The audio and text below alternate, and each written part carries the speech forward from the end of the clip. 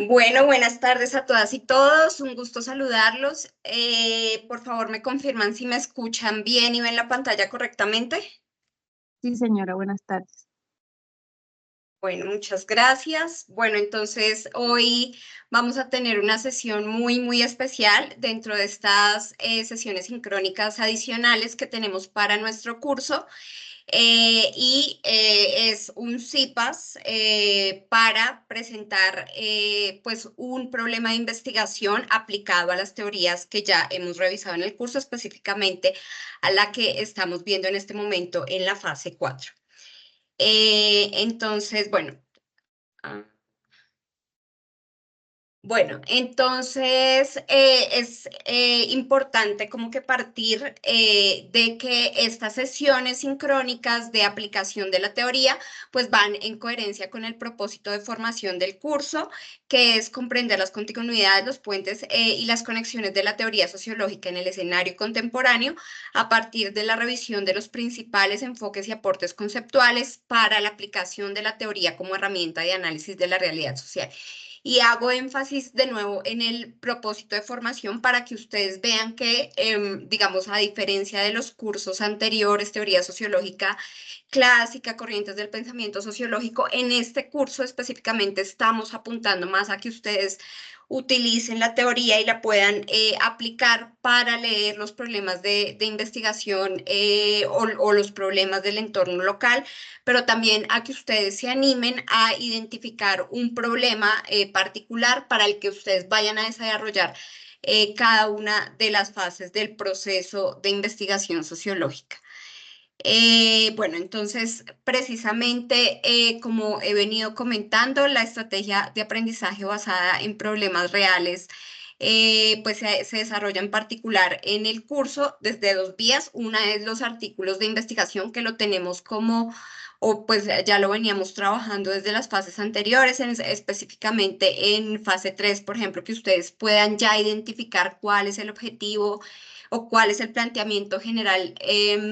De un problema de investigación ahí en cada uno de esos artículos que tienen, la pregunta, el objetivo, aunque no esté específicamente diciendo mi pregunta es o mi objetivo es, digamos, tratar en la construcción del texto que ustedes puedan identificar pues estos elementos, ¿no? Y bueno, ya para ir pasando, como para que ustedes en esta sesión me parece como muy importante que tengan como ahí en la perspectiva cuál es la actividad de la fase 4 que ya está por cerrar el próximo miércoles, y la actividad de la fase 5 para que precisamente no solo como teníamos en los artículos, sino precisamente en esta sesión sincrónica de aplicación como segunda vía pues, de desarrollo de esta estrategia de aprendizaje, pues puedan ver cómo se pueden aplicar cada una de estas escaleritas, cada una de estas fases del proceso de investigación sociológica. Aquí reitero que pues esto en general, como ustedes lo habrán visto en los cursos de metodología, es el proceso de investigación. Para fase 4 vamos a trabajar únicamente hasta formulación de preguntas y objetivo.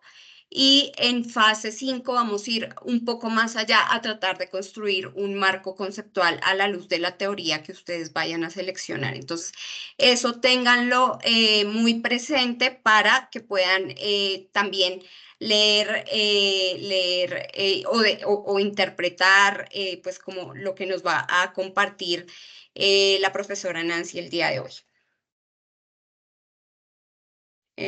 Bueno, y acá pues concretar como esta es un problema de investigación doctoral que ha trabajado la profesora Nancy en su larga trayectoria. Entonces vamos a tratar de sacarle lo más que podamos el jugo a poder analizar esos distintos elementos que nos permiten formular un problema de investigación, los que tenemos, los que se sugieren, por ejemplo, en la guía de actividades, identificar el contexto, los actores específicos, la ubicación geográfica, y ahí ir sacando las amenazas y vulnerabilidades y las estrategias de mitigación utilizadas por los actores. Entonces, digamos que estos son unas preguntas bases que ustedes tienen para desarrollar como ese planteamiento del riesgo. Pero también pues voy a sugerir precisamente unas preguntas con las que ustedes también se pueden apoyar para construir el problema, digamos, el planteamiento, perdón, del problema de investigación. Las voy a dejar aquí para que conversemos al final de la presentación de la profesora Nancy acerca de cómo podemos leer esto, pero digamos con los lentes de la teoría sociológica del riesgo, porque ustedes ya revisaron las lecturas, ya vieron la grabación, los que no asistieron a la grabación de la web del día lunes y pues también los artículos de investigación que están ahí en el sílabus. Entonces vamos a dejarlos ahí para que al final estas preguntas ustedes las puedan contestar y también pues vamos a tener un ejercicio práctico. Y bueno, digamos que dejo ahí como una propuesta que ya había comentado en la web del lunes y es que, pues digamos que serían dos opciones para el trabajo de fase 4. Uno, que ustedes, tal como dice la guía, puedan trabajar un problema del contexto local y bueno, ahí identificando el riesgo social y desarrollando todo el planteamiento de la investigación, la pregunta y el objetivo, o digamos a partir del problema de investigación que nos comparte la profesora Nancy, ustedes puedan pues desarrollar ese mismo, pues digamos como texto, ¿no? Como texto que tienen que entregar para el día miércoles 15 de mayo. Entonces, bueno, sin más, es un privilegio para la UNAT y para mí poder presentar a la profesora Nancy Paola Montañez Aldana, compañera de la UNAM, abogada de la Universidad Santo Tomás, seccional Tunja, magíster en Gobierno y Políticas Públicas de la Universidad Externado de Colombia. Actualmente cursa el segundo semestre de doctorado en Ciencias Políticas y Sociales con orientación en ciencia política en la Universidad Nacional Autónoma de México, UNAM. Ha estado vinculada a docencia universitaria de la investigación durante más de 15 años en instituciones como la la Universidad Santo Tomás Seccional Tunja, la Universidad de Boyacá y la Fundación Universitaria Juan de Castellanos. En esta última institución fungió como coordinadora de investigación y extensión de la Facultad de Ciencias Jurídicas y Políticas Internacionales, además de ser líder del Grupo de Investigación Globalización y Derecho Hugo Grocio, escalafonado en MinCiencias en categoría B. Ha liderado varios proyectos de investigación, asesorado trabajos de grado, pregrado en Derecho, en Ciencias Políticas y Relaciones Internacionales, y ha participado como par evaluadora en revistas nacionales e internacionales y pues ha sido autora y coautora de libros, capítulos de libro y artículos. Entonces, muchísimas gracias a la profesora Nancy por compartir aquí con los estudiantes del curso Teoría Sociológica Contemporánea. De verdad que es un privilegio poder escucharte el día de hoy, que pues los estudiantes puedan aprender de ti y un problema de investigación colombiano, pero que pues tiene una relevancia internacional, tanto que pues está aquí en un proceso doctoral en la UNAM. Muchísimas gracias. Ya dejo de compartir y compartes. Creo que ya. Bueno, buenas tardes. ¿Me escucha? ¿Sí? Sí. Buenas tardes, sí, señora. Ok. Bueno, muy buenas tardes, casi noches. Para todos en Colombia, nosotros todavía tenemos un poquito más de luz aquí en Ciudad de México. Se nos oscurece más tardecito, pero con el ánimo y con el corazón en Colombia y de verdad que muy agradecida con la profesora Jacqueline por invitarme, por darme la posibilidad de compartir con todos ustedes este trabajo en el cual estoy ahora pues estudiando de lleno y que he venido desarrollando hace algunos años y por supuesto que buscando posibilidades y propuestas y alternativas para tener un país mejor, que es lo que todos queremos como colombianos. Entonces voy a empezar a compartir y por favor me confirman. No sin antes, pues por supuesto que invitarles para que si tienen alguna inquietud, no duden en interrumpirme para hacer de esto una discusión. Yo sé que a veces este tipo de dinámicas nos distraen y tenemos muchísimas cosas a nuestro alrededor que de pronto nos distraen, pero vamos a tratar de concentrarnos unos minutos y por supuesto que espero poder llegarles y atraer su atención. Así que de verdad, si tienen alguna duda, si tienen alguna inquietud, por favor interrúmpame para que también sea un diálogo el que podamos llevar a cabo. Entonces, vamos a...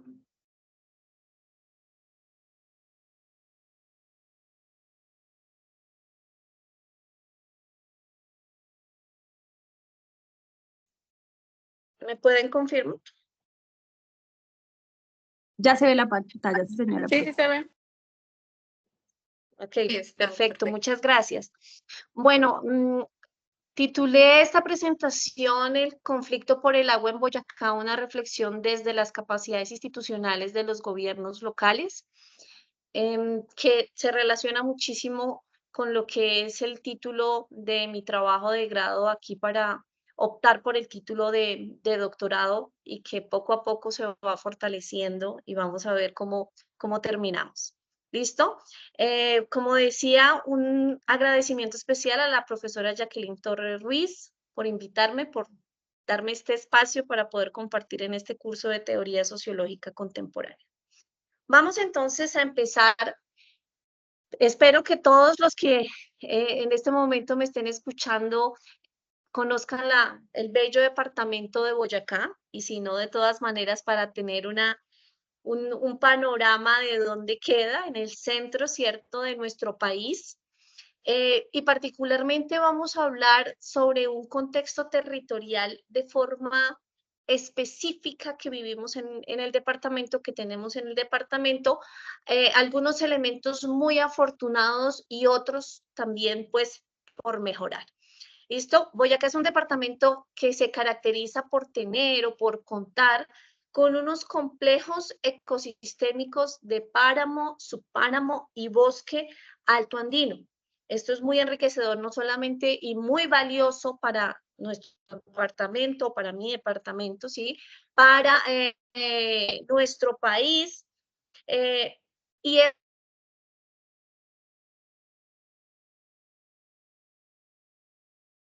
otros territorios nos damos cuenta de las bondades con las que cuenta nuestro país. Entonces, de estas particularidades tan bonitas que les estoy mencionando, pues tenemos también a su vez otras que de pronto, pues en temas ambientales, si lo llevamos de forma particular para ese tema, pues nos generan algo de conflictos.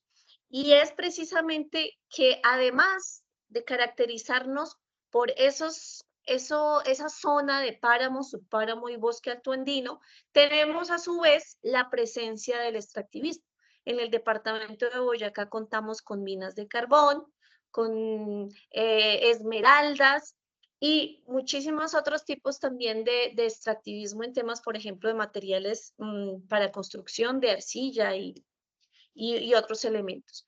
En el caso, por ejemplo, del carbón, hay algunas zonas del departamento en donde estas minas, este extractivismo, cada vez se acerca más a estas zonas de subpáramo y de páramo, ¿cierto? Lo cual pues está debilitando muchísimo pues todo el tema de la biodiversidad y elementos particulares que se asocian con el agua, ¿sí? Que es un recurso, pues que todo, no solamente en Colombia, sino aquí en México y en el mundo, en este momento pues estamos viviendo una crisis y cada vez la crisis va a ser mayor.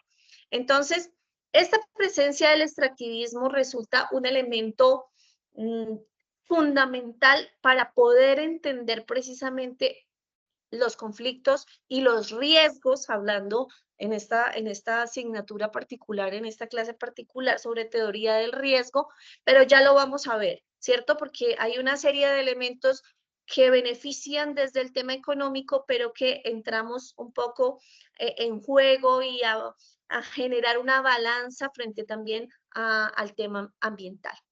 Adicionalmente, el departamento de Boyacá cuenta con una actividad agropecuaria, digamos, muy tradicional y muy extensiva también.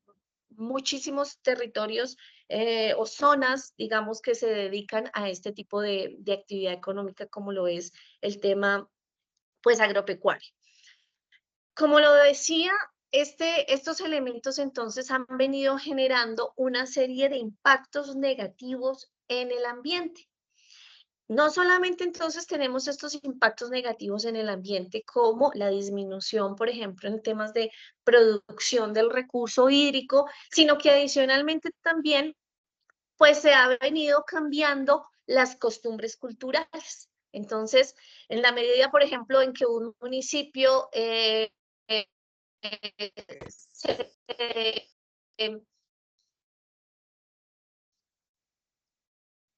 empieza a girar en torno a estos elementos, pues por supuesto que las costumbres culturales también se van adaptando. Eso nosotros diríamos, pues le trae muchísimos beneficios en temas de desarrollo, en temas de desarrollo económico en especial, ¿cierto? De pronto de un desarrollo social también a los municipios, y se empiezan a generar una serie de cambios culturales. ¿Qué pensaba yo antes? ¿Qué pienso yo ahora?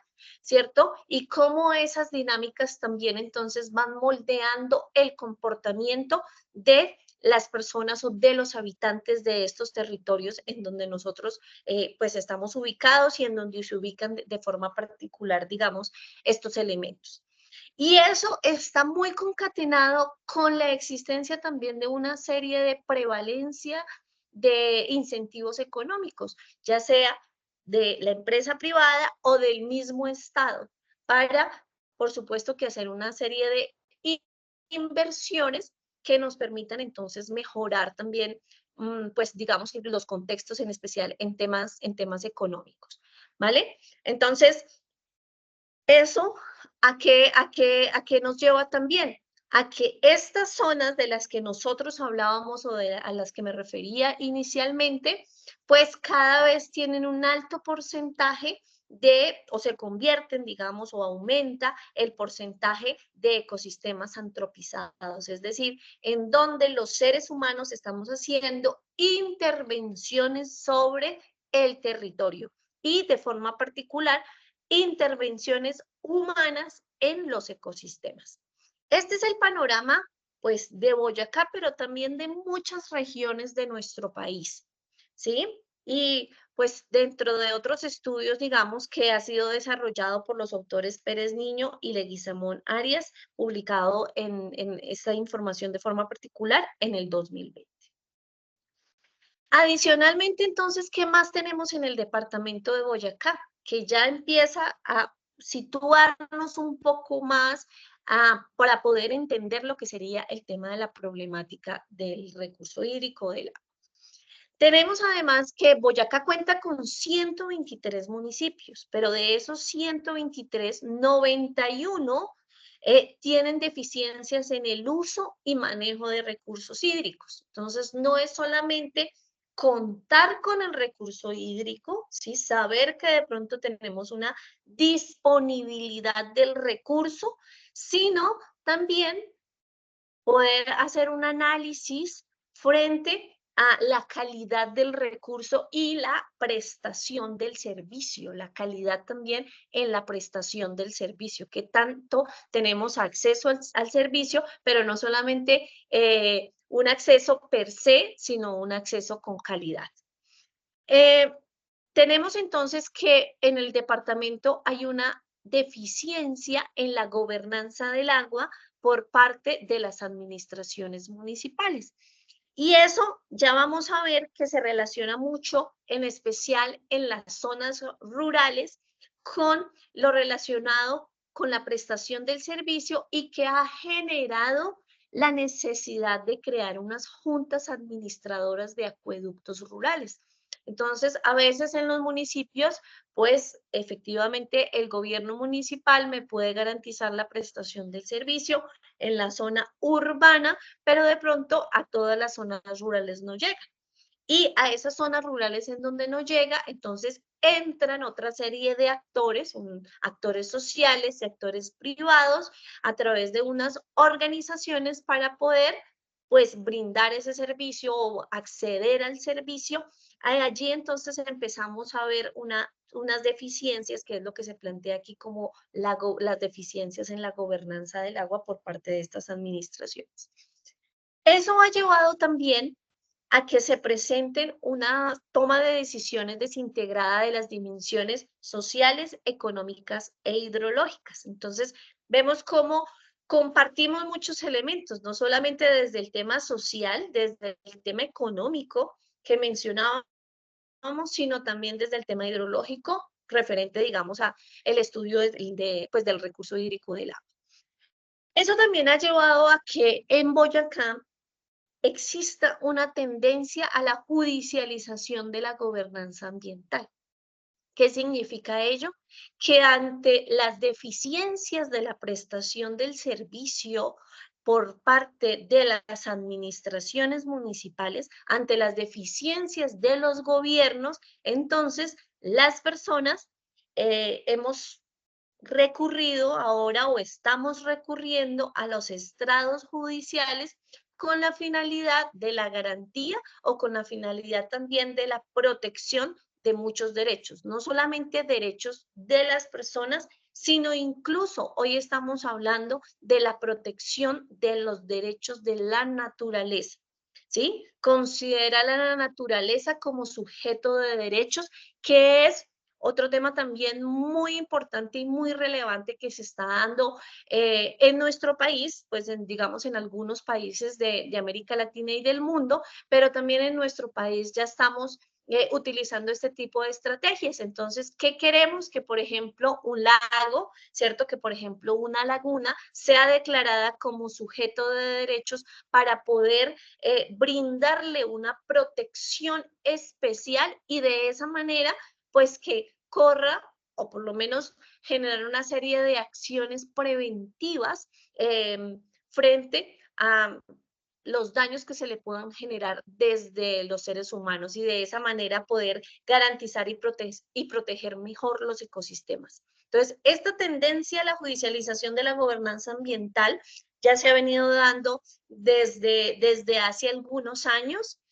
y tenemos algunos casos muy importantes también que incluso pues desde la Corte Constitucional se han dado en Boyacá y en muchas otras zonas de nuestro país.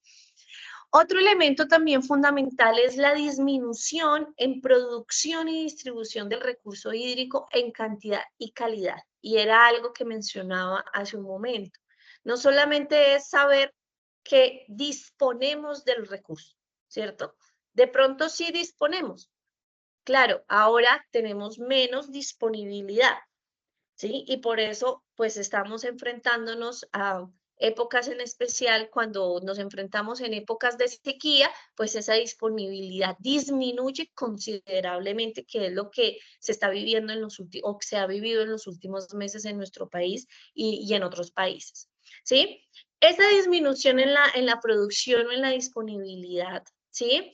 Está aunada además a elementos de la calidad del agua. Yo tengo, de pronto pasa una quebrada, ¿cierto? Que puede surtir de agua a una comunidad, pero resulta que el agua que pasa por allí está contaminada.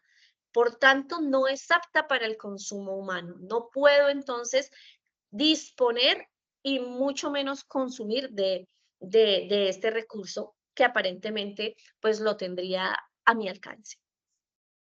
Eso también entonces ha generado que tengamos unos niveles de desconfianza en las instituciones públicas locales. ¿Quién es el gobierno o los gobiernos locales? Son aquellos con los que tenemos una mayor cercanía, ¿cierto? Si a mí me ocurre algo, ¿yo qué hago?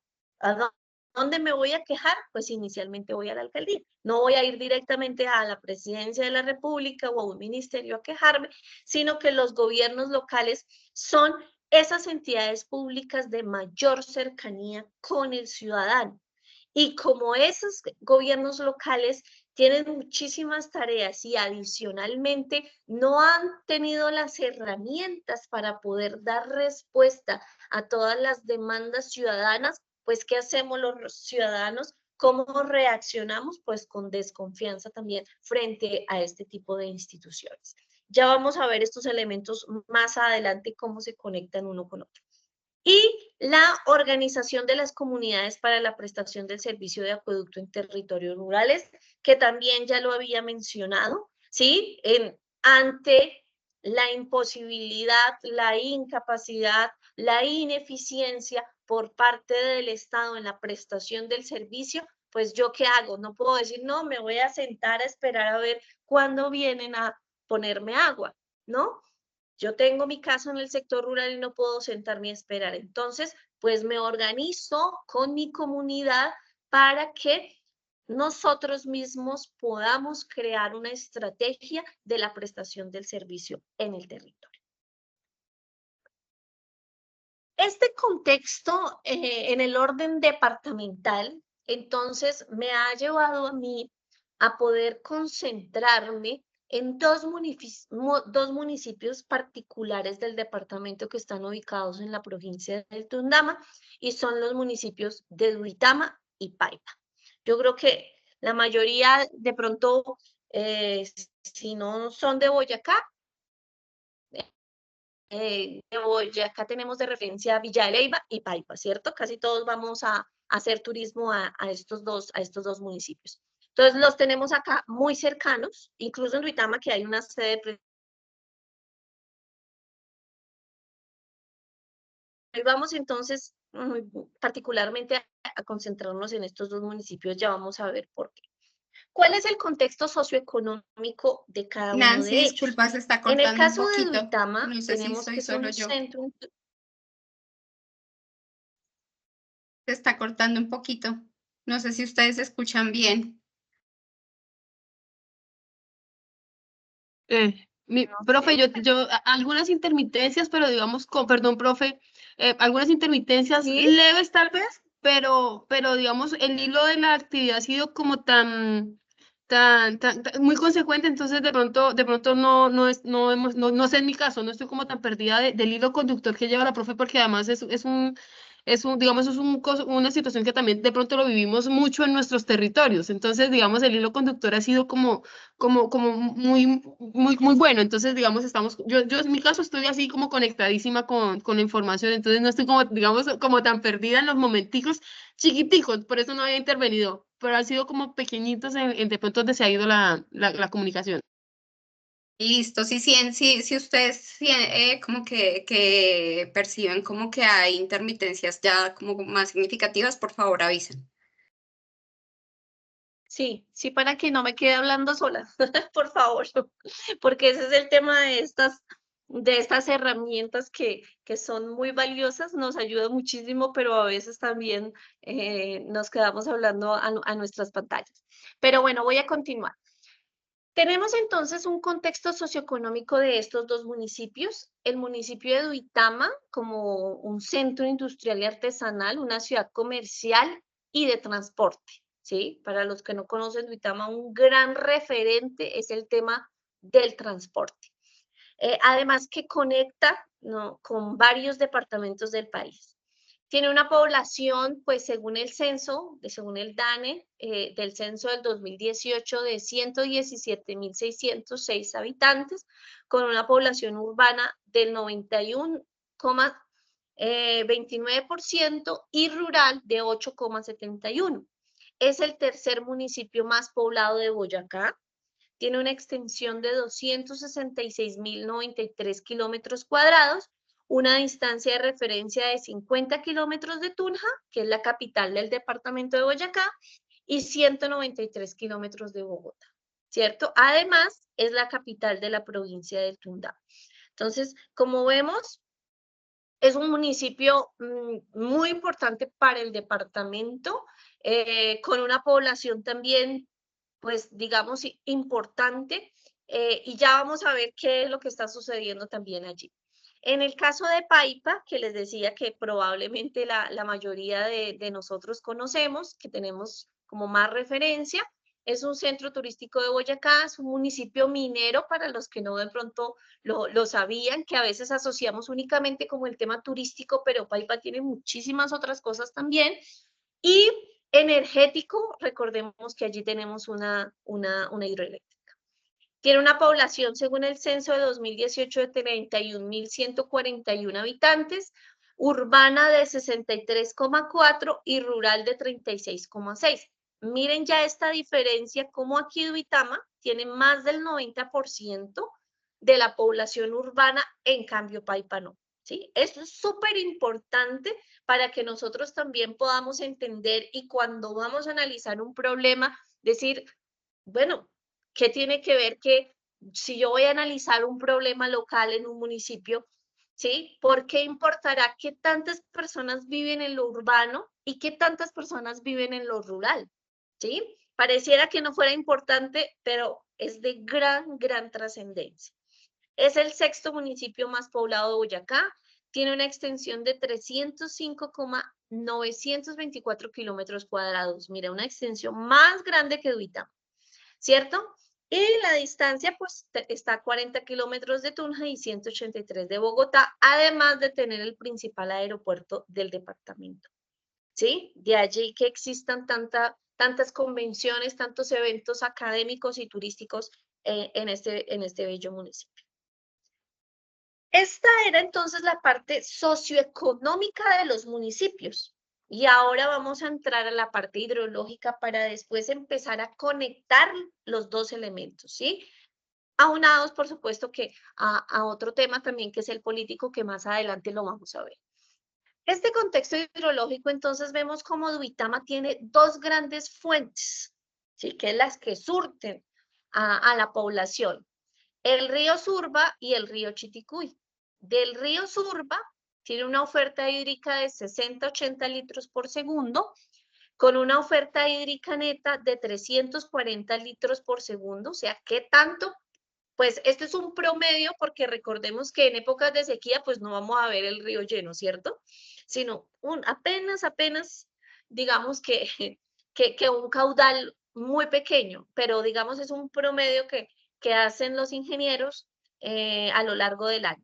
Y una demanda hídrica de 240 litros por segundo. Miren entonces que la demanda es muy alta respecto de la oferta, que lo que podríamos hacer. Y los usuarios del servicio de acueducto son, según lo reportado por Empoduitama, para el año 2022, 42.233. Entonces, imagínense, y además con la población que nosotros teníamos acá, el dato de población, 120.000 personas más o menos, ¿cierto? Y casi más del 90% que en una población urbana. Y tenemos el río Chiticuy con una oferta hídrica de 400 litros por segundo, una oferta hídrica neta de 240 litros por segundo, una demanda hídrica de 45,17 litros por segundo. Aquí ya la diferencia, pues digamos, ya es menor, diríamos que más o menos podría servirnos, ¿cierto? Pero tenemos que un crecimiento de estos usuarios, ¿sí? Mensual es de 0,34%. Es decir, cada vez tenemos un mayor número de personas que demanda el recurso, y ese recurso pues es escaso. Y en el caso de Paipa, tenemos como la fuente principal de abastecimiento la quebrada Toivita, con una oferta hídrica de 132 litros por segundo, una oferta hídrica neta, ¿cierto? Más o menos, poco menos de la mitad, 62 litros por segundo, y una demanda de 47 litros por segundo, pero Paipa tiene una característica muy particular, y yo creo que así como muchos municipios turísticos, y es que tiene una demanda de población flotante de 18 litros por segundo. Entonces, cada vez que vamos al Festival de la Almojábana, ¿cierto? O que vamos a todo lo que organizan en el lago Sochagota, pues cuando tenemos esa capacidad hotelera al 100%, pues la demanda del recurso hídrico pues también incrementa de una forma considerable y eso es importante tenerlo en cuenta. No para decir que no se fomenten las actividades turísticas, porque por supuesto que el tema económico es esencial, ¿cierto? Pero todos estos elementos debemos tenerlo presente cuando hacemos este tipo de cálculos. Entonces, ya vimos el contexto socioeconómico, ya vimos un contexto hidrológico y vamos a ver un elemento muy particular y es qué ha pasado, qué se ha hecho en estos municipios para poder hacer o para poder proteger algunos de estos ecosistemas, de donde se va a surtir de recurso hídrico. Tenemos que el municipio de Paipa ha participado en la estrategia de gobernanza del agua que tiene el Ministerio de Ambiente, que es un ejercicio de acciones participativas de la creación, a través de la creación de plataformas colaborativas. Son más o menos 5 o 6 que hay en todo el país y en este caso el municipio de Paipa ha hecho esta apuesta para proteger la quebrada Toivita que nosotros mencionábamos hace un momento. ¿Y por qué es súper valioso? Y además esto creo que les ayuda y espero que les sirva también de ejemplo para los ejercicios que están desarrollando, es porque aquí se ve la participación de diferentes tipos de actores. Un actor público-privado, ya vamos a verlos, un actor social, 5 actores privados y 9 actores públicos. ¿Qué es esto de la plataforma colaborativa? Es un acuerdo de voluntades en donde lo que se busca, pues es, en este caso, optimizar la acción colectiva, cómo entre todos podemos ponernos de acuerdo para proteger el ambiente, ¿sí? Orientada a la articulación y gestión de acciones e inversiones de los diferentes actores públicos privados en la conservación, restauración y o rehabilitación de ecosistemas degradados. ¿Sí? Cada vez el tema de la degradación, cada vez necesitamos más, cada vez se reduce nuestro recurso y en consecuencia debemos protegerlos y es lo que no hacemos. Entonces, este tipo de estrategias resultan muy importantes. ¿Cómo se ve entonces? Esta tablita me parece, pues es algo que he desarrollado, que está apenas, digamos, como muy general, pero que nos puede servir de ejemplo para poder entender el tema de los actores. Todos ellos que están acá listados son los actores que participaron en esta plataforma colaborativa. Tenemos cuál es su carácter, si es de carácter público o privado, y algo muy importante, cuál es el nivel también que tienen. ¿Cuántos son de orden local, en este caso municipal? ¿Cuántos son de orden departamental? Mire que tenemos también a la academia. ¿Cuántos son de orden departamental? Aquí la Secretaría, la Gobernación y por supuesto que la Corporación Autónoma, en este caso Corpo Boyacá, que es la que lidera el proceso en el caso de la plataforma colaborativa. Entonces, empezamos nosotros a hacer nuestro mapa de actores para poder identificar cómo cada uno de ellos interviene, cuál es ese tipo de intervención, pero también qué tanta influencia tiene, ¿sí? Y no solamente eso, sino cómo podemos llegar a un acuerdo entre todos los actores de diferente naturaleza, que es, digamos, que la apuesta, no solamente de mi tesis, sino las apuestas que desde los gobiernos y desde la sociedad civil, pues esperan, porque es la única respuesta que tenemos ante la complejidad de las problemáticas que cada día nos afecta. Y ahora tenemos el contexto político. Ya vimos un contexto socioeconómico, ya vimos un contexto hidrológico, ¿sí? Un contexto de participación, es el único ejemplo que digamos que tenemos, de los pocos ejemplos que tenemos de plataformas colaborativas en el país. Y ahora también es importante ver el contexto político. En el caso del departamento de Boyacá, primero, vamos a hacer un análisis de quiénes han sido los que han ostentado el poder en los últimos años. Y como vemos, han sido los representantes del Partido Verde, Si no conocían, pues bueno, nos estamos aquí enterando cómo desde el año 2004, con Jorge Eduardo Londoño, empieza la era verde, por decirlo de alguna manera, en el departamento. Luego sigue José Rosso Millán. Hay una pequeña interrupción con Juan Carlos Granados, que fue una coalición, pero digamos que el partido representativo fue la U. Luego entra Carlos Amaya, que es también además ahora el actual gobernador. Después de Carlos Amaya siguió Ramiro Barragán y luego pues nuevamente tenemos a Carlos Amaya. ¿Por qué es muy importante tener presente este contexto o esta línea de tiempo en la gobernación de Boyacá? Porque vamos a ver, y es uno de los planteamientos que hago también en la tesis, la necesidad de la articulación entre los diferentes niveles o ámbitos de gobierno y cómo eso influye, ¿sí? Y es determinante en el desarrollo de algunas de las políticas que se están desarrollando. Vemos un panorama acá del municipio de Duitama, el que vemos acá, y es de inestabilidad política. Tuvimos aquí a Alfonso Silva del Partido Conservador, luego Constanza Ramírez, pero fue anulada su elección y entra entonces a través de elecciones atípicas un nuevo personaje, David Ortega. Ahora, para este periodo, entra un alcalde de Pacto Histórico, pero también ya fue demandada y ya fue, le queda, digamos, que casi que tiene los días contados también en la alcaldía actual.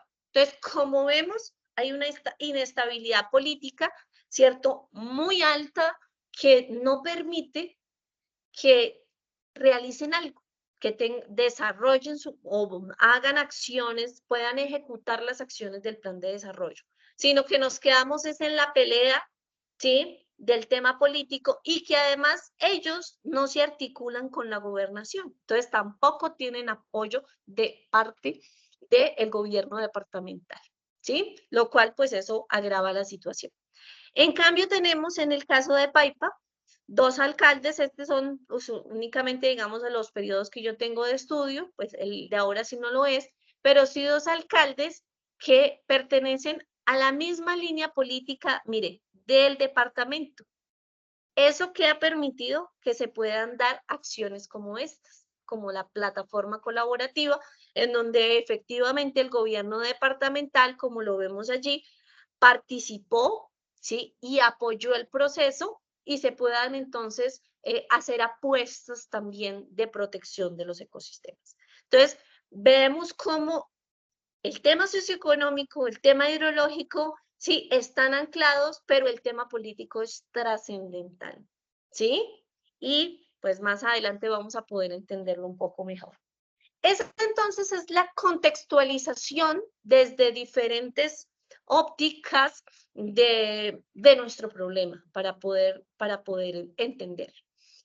Ahora, ¿cómo lo vamos a asociar desde la parte teórica? ¿Cómo lo aterrizamos desde nuestros marcos teóricos que nos permiten ayudar a entender mejor el problema, pero también poder hilar ese camino que luego la metodología entonces nos facilitará para dar respuesta a las preguntas de investigación que nosotros nos hayamos planteado?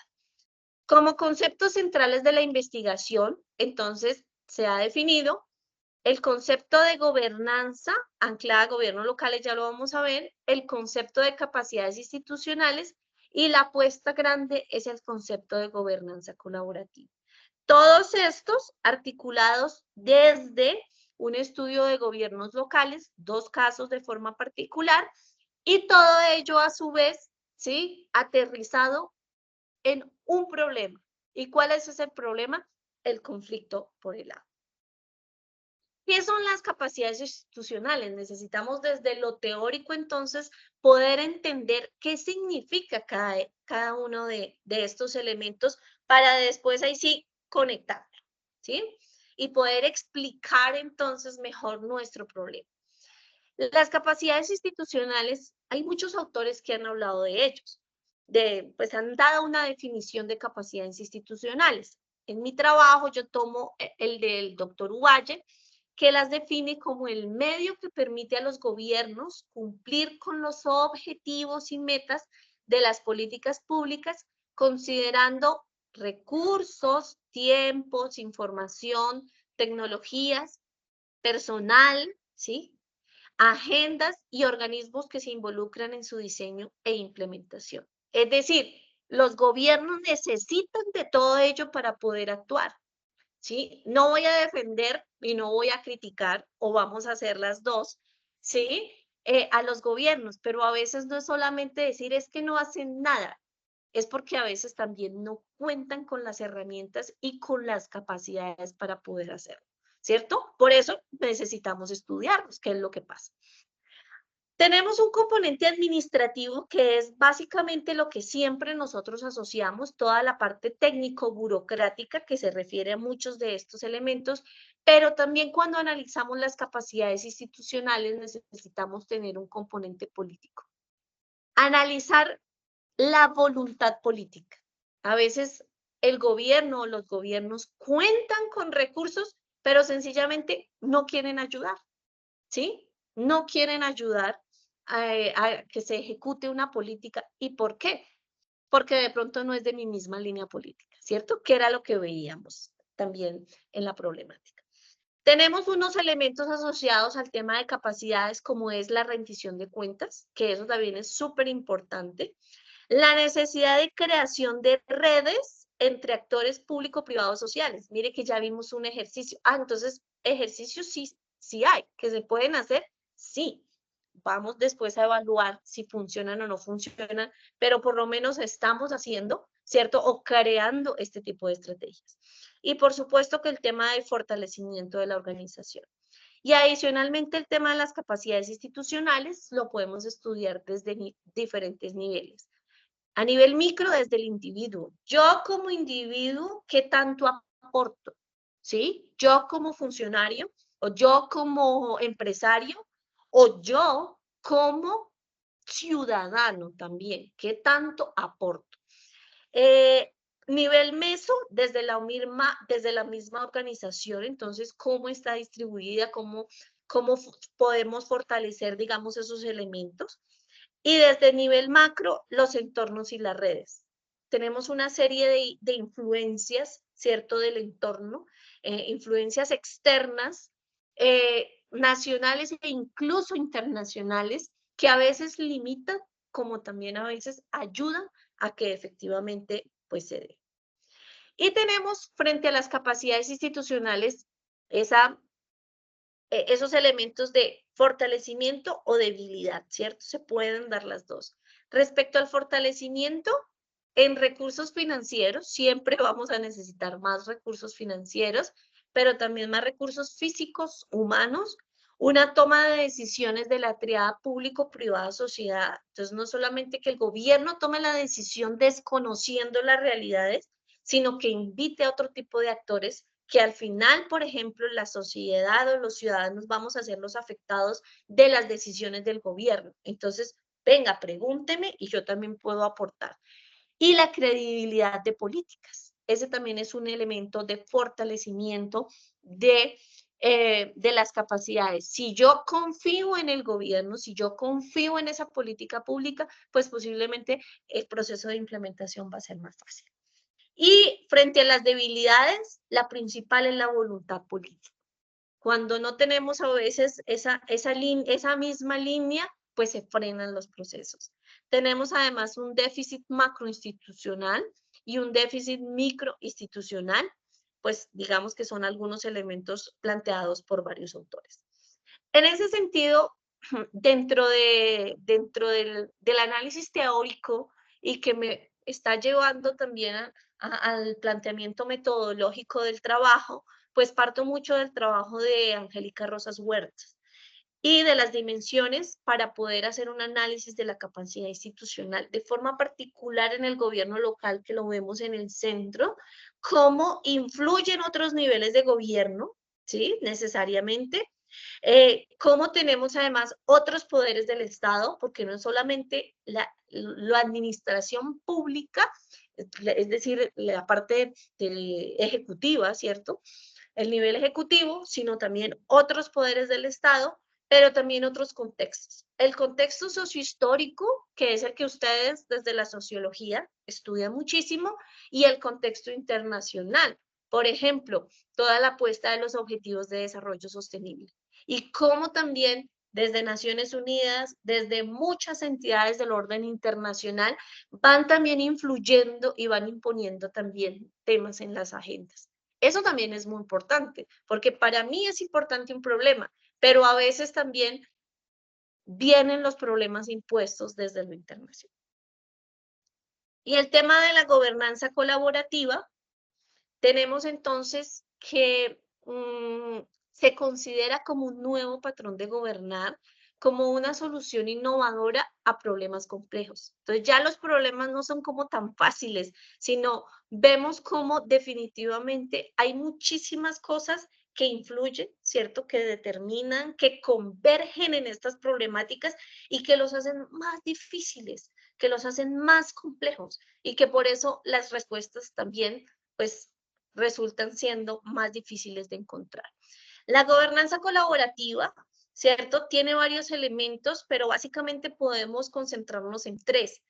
Se plantea una estructura multicéntrica, una interdependencia de actores, que era lo que veíamos, la necesidad de la multiplicidad de actores, y no solamente que estén, sino que son interdependientes. El uno necesita del otro, todos están interconectados. No podemos decir es que solo yo como gobierno, es que solo yo como ciudadanía. No, sino que necesitamos de todos.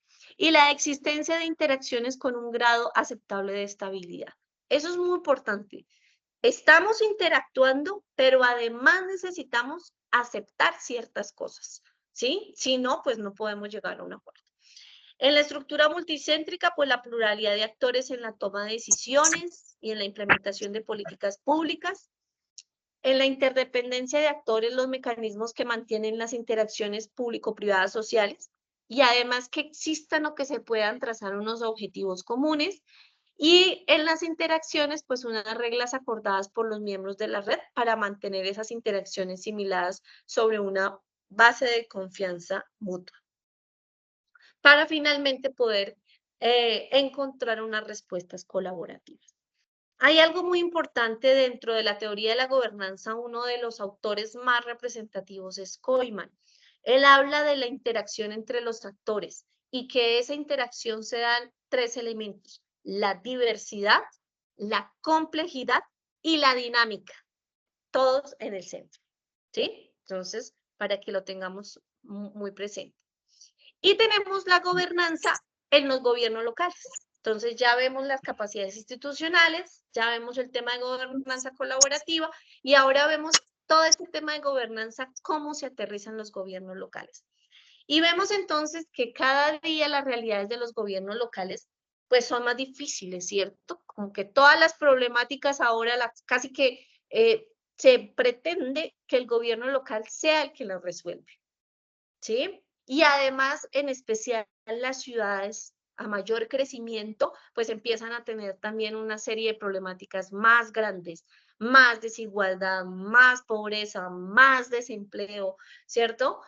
Más ineficiencia en la prestación de servicios públicos. Entonces, esas realidades cada vez, digamos que son más difíciles.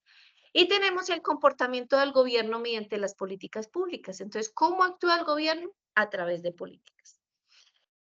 Dentro de la revisión teórica que he trabajado, pues aparecen algunos planteamientos de Legale y Ugalde en donde consideran que el aparato estatal puede apoyar la violencia y la extracción de riqueza para beneficio de unas élites predatorias. Es decir, que el Estado, a través del establecimiento y la implementación de ciertas políticas, está dándole prioridad a los intereses de algunos y en consecuencia la misma actuación del Estado nos está generando problemas. Y que la política pública puede ser también acción u omisión que manifiestan una determinada modalidad de intervención del Estado. El Estado actúa a través de la acción, pero también puede actuar a través del no hacer o de la omisión. Y que las relaciones macro para tomar decisiones verticales, que era lo que decíamos, la necesidad de la interdependencia entre niveles, pero también unas relaciones micro de colaboración con otros actores, que estaríamos hablando de unas relaciones de forma horizontal. Profe, Eso perdón, me ha llevado entonces, ¿sí? ¿Perdón? Perdón, profe, usted como dijo al comienzo de la clase que si algo hiciéramos el comentario respecto a algo de que nos ha comentado. Ah, bueno, por cierto, le habla Julio Guillermo, no sé si puede ver ahí, bueno, profe, pero bueno, venía como la pregunta y la pregunta la hago en este momento, que de pronto ya empezamos a irnos, ya toma otro sentido hacia donde vamos. Porque, bueno, por ejemplo, regresando a las cuestiones socioeconómicas del municipio de Paipa y el otro municipio que tenemos en el análisis, que por cierto no recuerdo, profe, ¿cuál es el otro que tenemos? Y el otro es Duitama, claro. Bueno, entonces, vea, Duitama tiene 110 y pico mil de habitantes, es la tercera población, era el dato que teníamos allá en esa diapositiva. Y que Paipa tiene 31.000, aún así es el epicentro de algunas, de ciertas situaciones de interés que ocurren en Boyacá. Bueno, entonces la pregunta viene a la cuestión de la gobernanza, porque ahí viene la crítica, es una pregunta también como generando la crítica de que si la sexta población de Paipa es de 31.000 y es la sexta población de 100 y pico de municipios que tiene Boyacá, es decir, que más de 100 municipios tienen, por el mero hecho de la población, acceden a los recursos del Estado por la categoría que ellos le dan, porque los municipios tienen ciertas categorías de acceso a los recursos de acuerdo a la población. Entonces está lo primero, de que eso es como un 80%, el 80% de esa población en Boyacá, de esos municipios, son de otra vocación en el tipo de institucionalidad. Quería preguntarle qué tipo de gobernanza es esa, porque de pronto no la había ahí. Eso es uno. Siguiendo con el análisis, por ejemplo, en el caso Boyacá, de que han gobernado los verdes, y bueno, si yo aquí sí soy subjetivo, yo pienso que esos gobiernos de los verdes son unas políticas de reserva, la opción centro. Para mí eso no existe, pero como son gobiernos de reserva, no sé, no meten esa infraestructura. En el caso, por ejemplo, yo que he crecido, por ejemplo, en Montería, en Córdoba, y ya usted se hace ese imaginario como politóloga, Córdoba. Entonces los López, de una corte liberal, y toda esta corte de lo que es Cambio Radical y Chávez y ya cemento y más cemento, uno dice, este tipo de vocación política también da para el análisis sociológico de la inversión. Por ejemplo, los verdes se reservan y uno, por ejemplo, ve al gobernador Amaya como que lo ve uno muy cristiano y uno dice, bueno, no sé, igual no conozco el caso de Boyacá. Lo que sí recuerdo ahora con su tesis es, por ejemplo, y es lo que yo más conozco de Boyacá, Campesinos en los Andes, el escrito de Saucillo, porque según su tesis, o lo que usted nos está tratando de decir, o yo percibo, por ejemplo, su estudio, yo diría, nos está convocando a decir, no, en la sociología contemporánea, pues estos temas no sé si nos alejan de esa sociohistoricidad que había, por ejemplo, yo no sé si esta cámara funciona, pero bueno, como esa sociohistoricidad que había cuando él describe Saucillo, y eso empieza que no, que estaban haciendo un trabajo en una carretera, y después él empieza, Falborda empieza a desbordarse contando todo lo de Boyacá. Y entonces uno dice, bueno, usted lo está analizando en esta otra dinámica.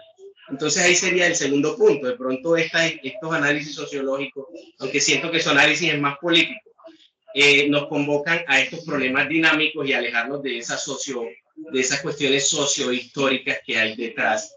Y lo tercero que tengo aquí anotado, bueno, ya dije lo de los López, la política, cemento, los tipos de pueblo. Bueno, los tipos de pueblo también es como que los usos de pronto del suelo también dependen de la vocación.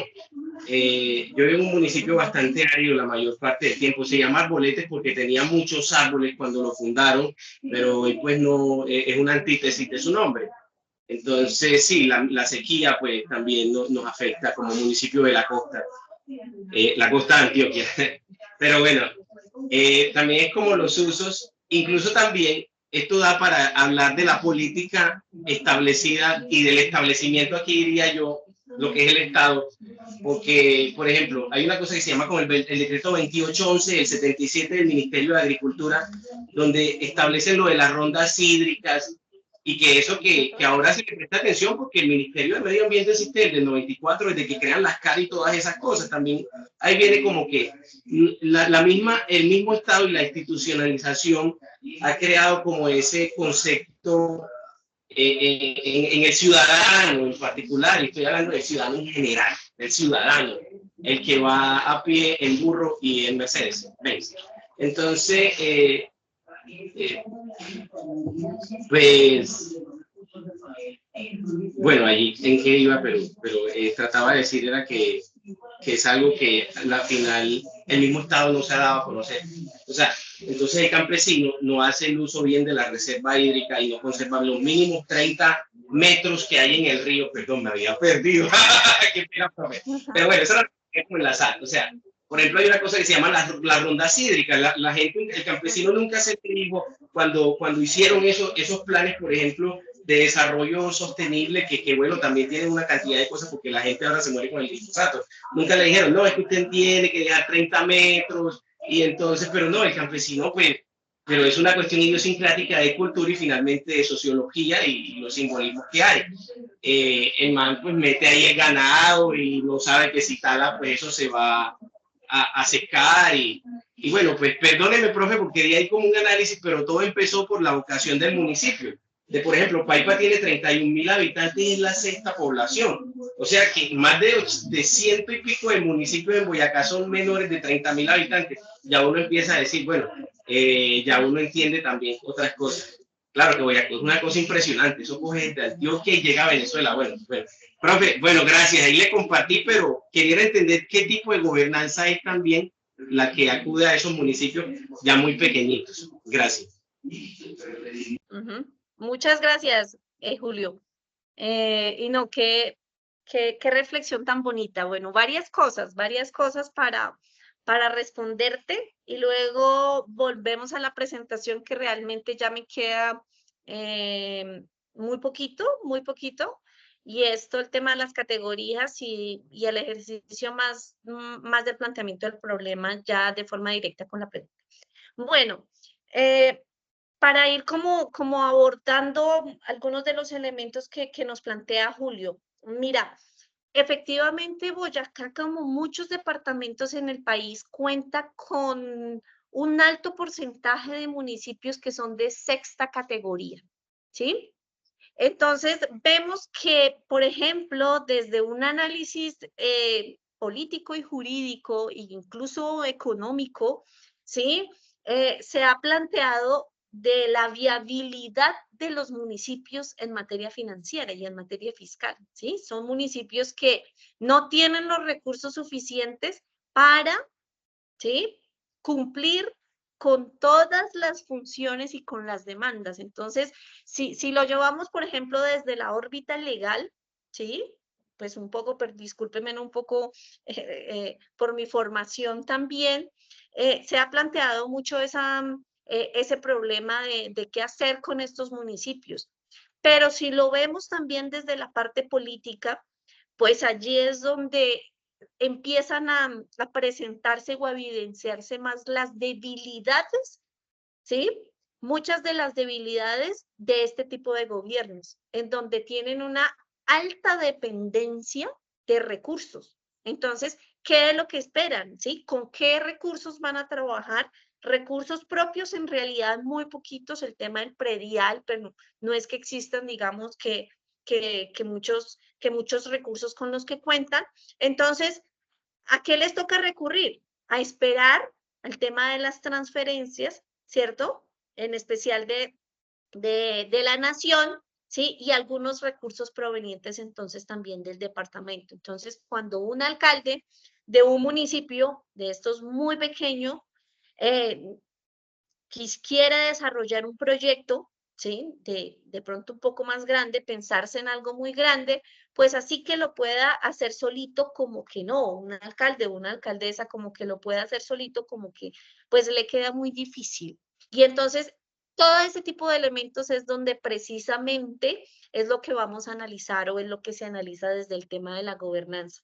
Uno de los elementos y desde el tema de la institucionalidad, pero también el tema de la gobernanza se asocia mucho en cómo desde el gobierno se dan unas relaciones con la sociedad. Cuando nosotros hablamos de gobernanza, hablamos de relaciones entre el gobierno y la sociedad. Y ese es el cambio, no solamente, o más bien, es el paso de un análisis de un Estado centralista en donde se toman todas las decisiones a través del Estado y no se tiene en cuenta ningún otro tipo de actor, ¿sí? Ahora a pensarnos en procesos de gobernanza en donde efectivamente existen otros actores y esos actores son fundamentales también para la toma de decisiones y para el accionar público. Entonces, pues, ¿qué les toca a estos alcaldes? ¿Sí? Una estrategia es precisamente, pues, crear redes que permitan vincular a actores de otra naturaleza, privada o social, para que efectivamente entre todos pues se puedan empezar a dar las respuestas a las necesidades que tiene la comunidad. Frente al tema de usos de suelos, sí, efectivamente, de allí la necesidad de hacer este tipo de contextos. Y cuando nosotros vamos a analizar una problemática, a veces nos quedamos con solo una mirada. Y resulta que por eso es importante tener o hacer un análisis desde diferentes contextos.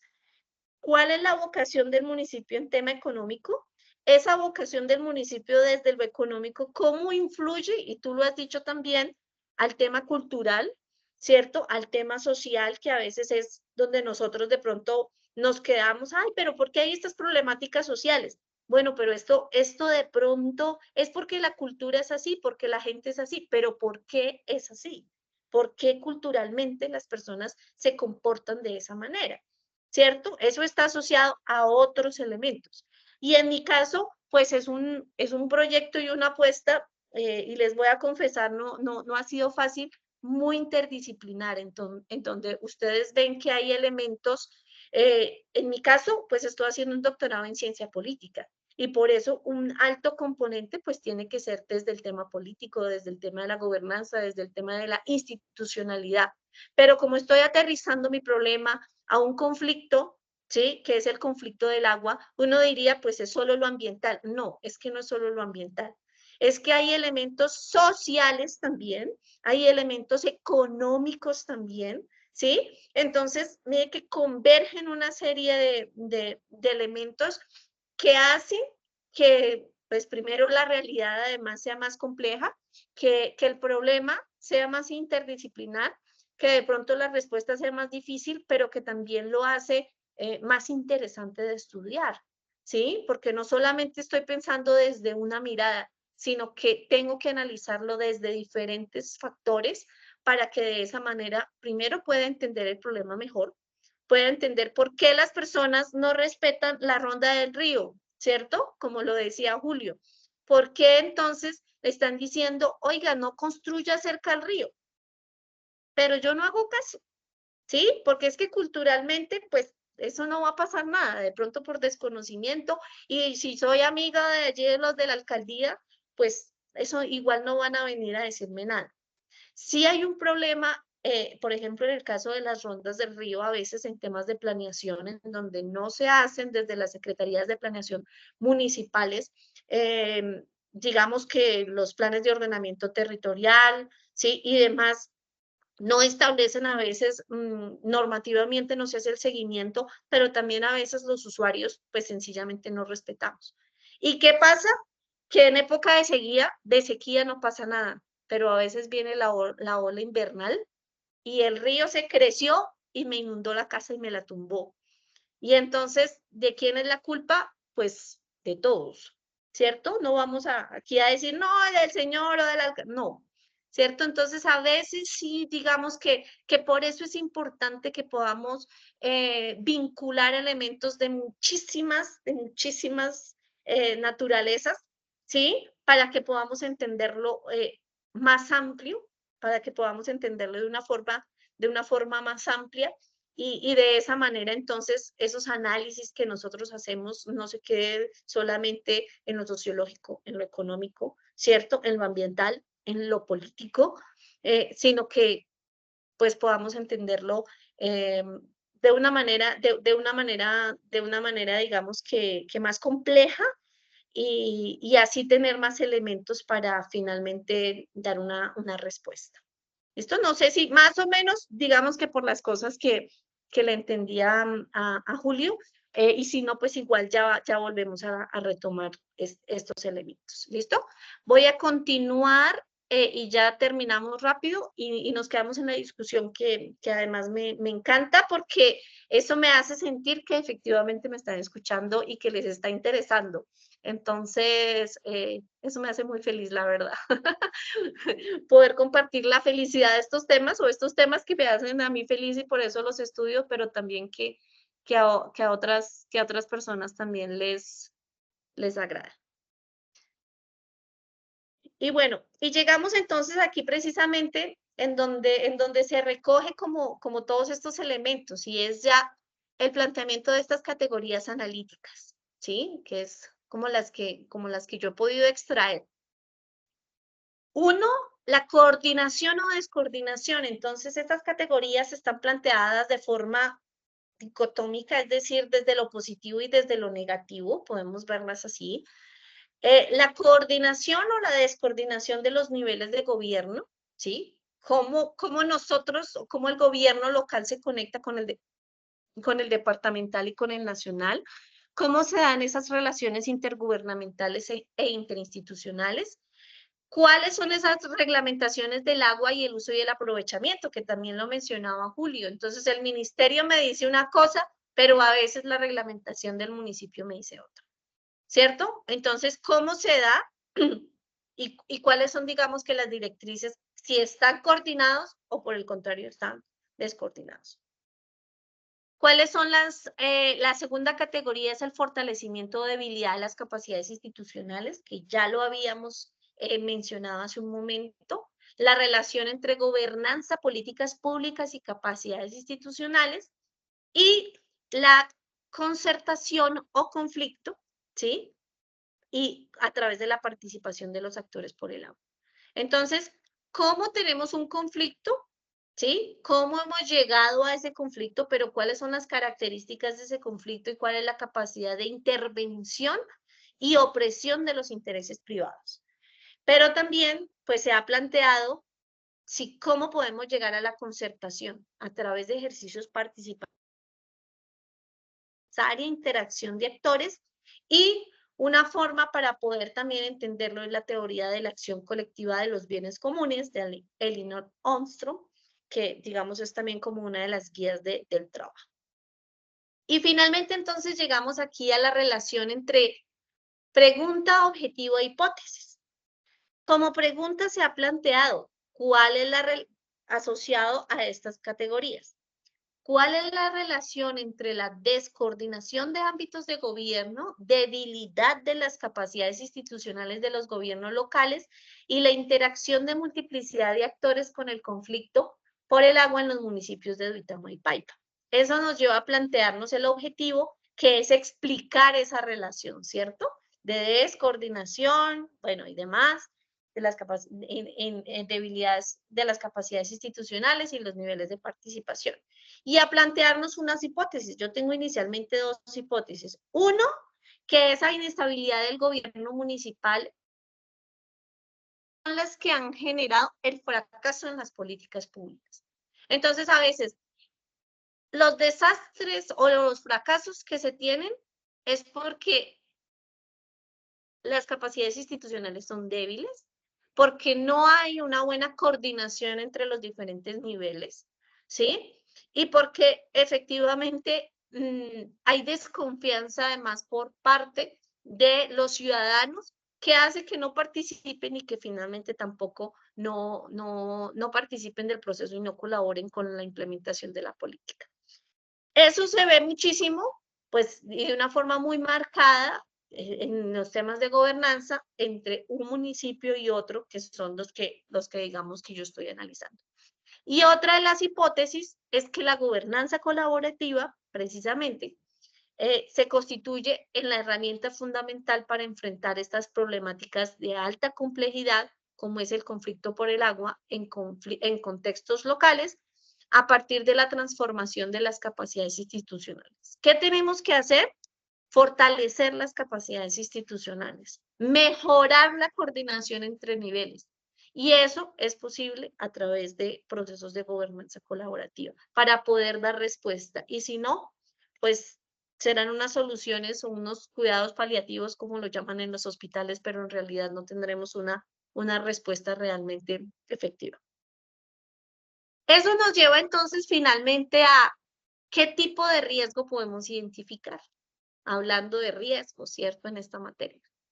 Tenemos unos riesgos político-institucionales, tenemos unos riesgos socioambientales también, sociohidrológicos, si los llamaríamos ahora una nueva tendencia llamada la sociohidrología, en donde combina precisamente problemas hidrológicos, pero con este componente social. Podemos tener también unos riesgos económicos, ¿sí? O de muchísimas otras, otro tipo de naturaleza, pero digamos que por citar algunos. ¿Listo? Entonces, ahora sí ustedes me pueden decir qué tipo de riesgo pudieron identificar con esta presentación. Para ello, y con esto ya terminaría mi presentación y entraríamos al ejercicio ya de discusión, pues quiero que, si es posible, podamos hacer el ejercicio en mente. Yo creo que casi todos han podido hacer ejercicios de esta naturaleza, y es a través de este código que aparece allí del 1944-4205, pues ustedes me dicen y para poder pues ver también sus aportes. Y con eso terminaría. Entonces, no sé si podemos entrar y ya retomamos este ejercicio.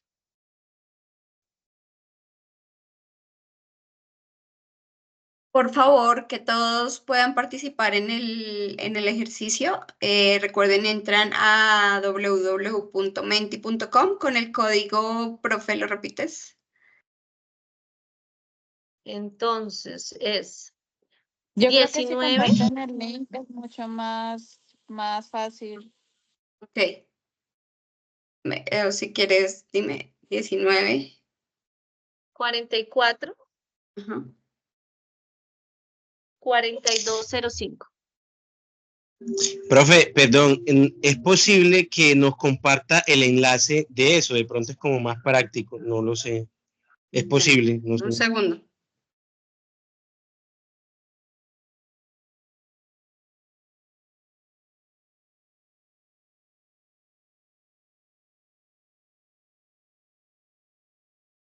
Perdón, voy a prender la luz. Listo. Entonces, bueno, ya pueden ingresar, ahí está el enlace en el chat y con ese código pues indican cuáles son los riesgos que pudieron identificar en este problema de investigación.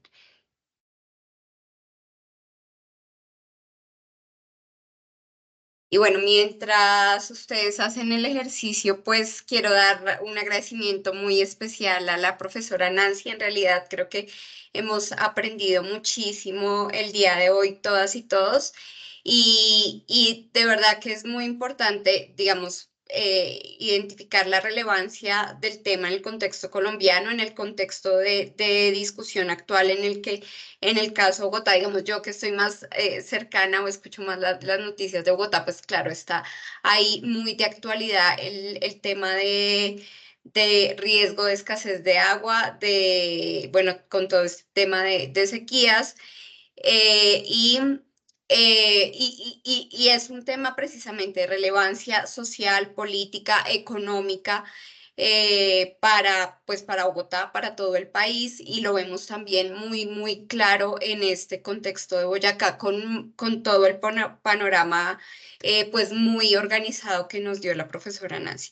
Entonces, de verdad, es un privilegio y reiterarles que también es un orgullo, como dice Nancy, pues ver cómo estos temas están no solamente ahí planteados en Colombia, sino que aquí en la UNAM y con mucho reconocimiento, pues también como el tema que ha tenido aquí en la UNAM, pues en el seminario y pues en general, pues en todo su proceso de investigación en el doctorado. Entonces, de verdad, muchísimas gracias. Y bueno, entonces vamos viendo y ahorita también pasamos a la discusión porque vi que Irene también por ahí quería participar. Vamos, si quieren, si ya van comentando, si ya completaron el Menti.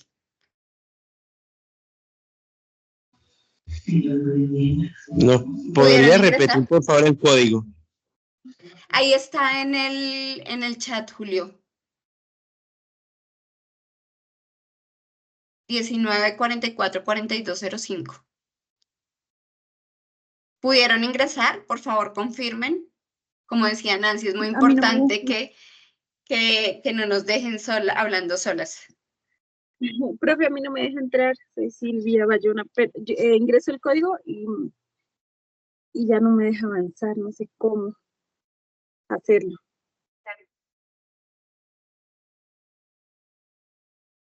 Profe, es la primera vez que utilizo como la plataforma, no la había usado, entonces ingreso y me aparece como escribe una palabra, escribe otra palabra, o sea, el ejercicio es el tipo de riesgo de identificarlo allí, es eso nomás, porque no, digamos que yo como no he usado nunca la plataforma, ¿no? Entonces, digamos, no.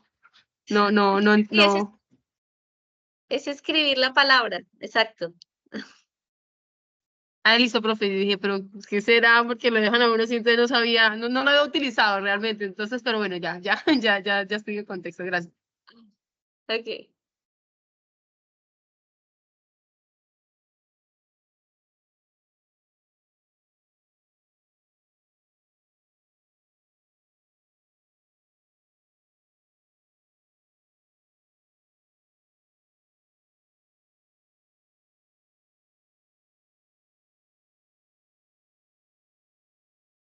Si desean, de todas maneras podemos empezar, si te parece, si tienen alguna inquietud, algo de discusión mientras vamos ingresando.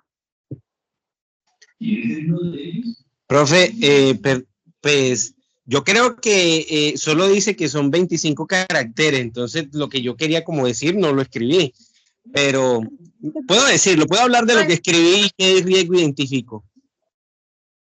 Ok, sí, es que ahí es apenas un ejercicio un poco más visual para identificar un riesgo así súper puntual, pero bueno.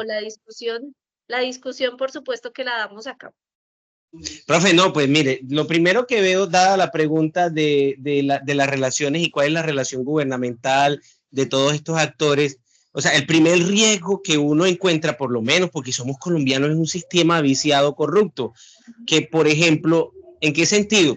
Pues la corrupción está en todos lados, pero particularmente en que se haga una concesión que favorezca, por ejemplo, un proyecto de donde venga una tubería, por decir algo, la van a extraer de un sitio.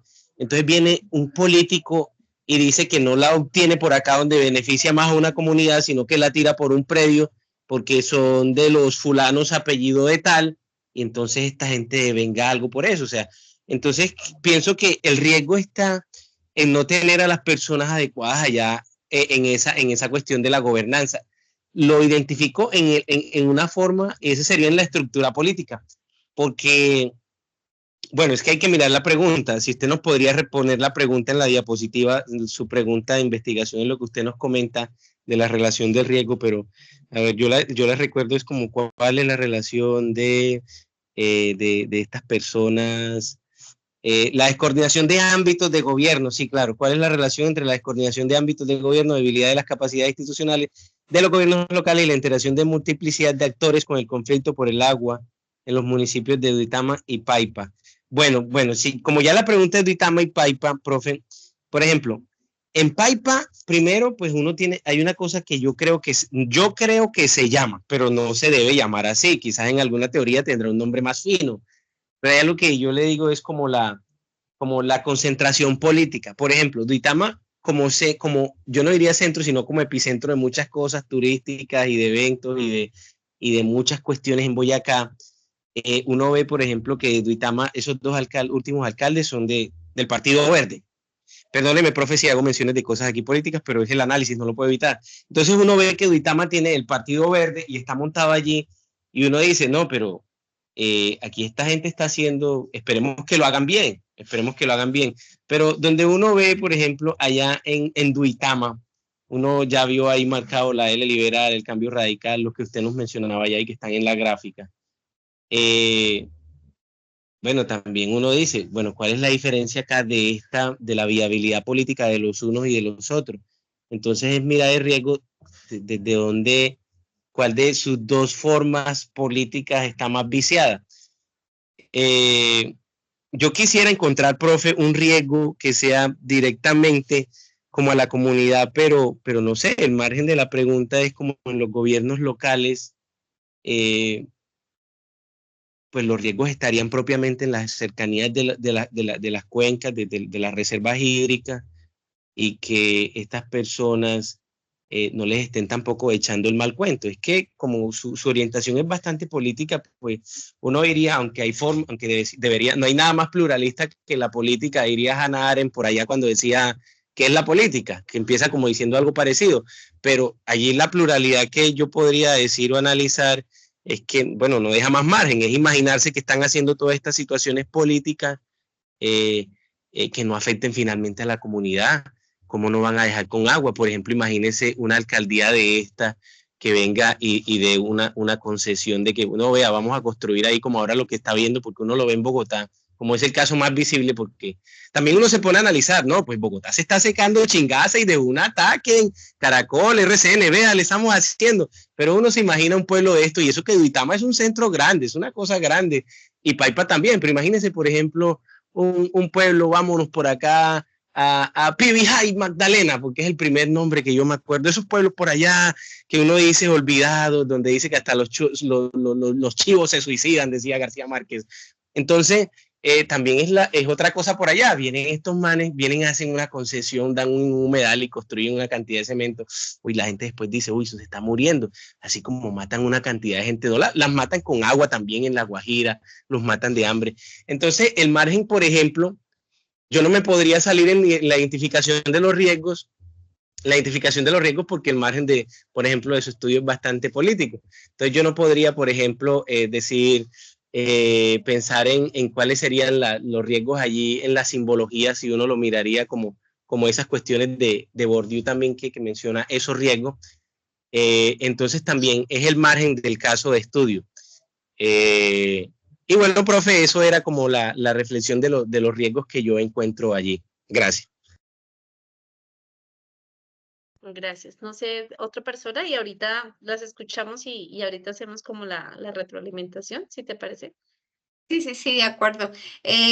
Solo para decir que si bien, pues, digamos, como decía Nancy, este problema de investigación sí tiene, digamos, un enfoque propiamente desde la ciencia política en la medida en que pues está en esa área de conocimiento. O sea, es muy interdisciplinar en realidad y sí da mucho pues para un análisis sociológico. Aquí podemos ver, por ejemplo, lo que ustedes han visto en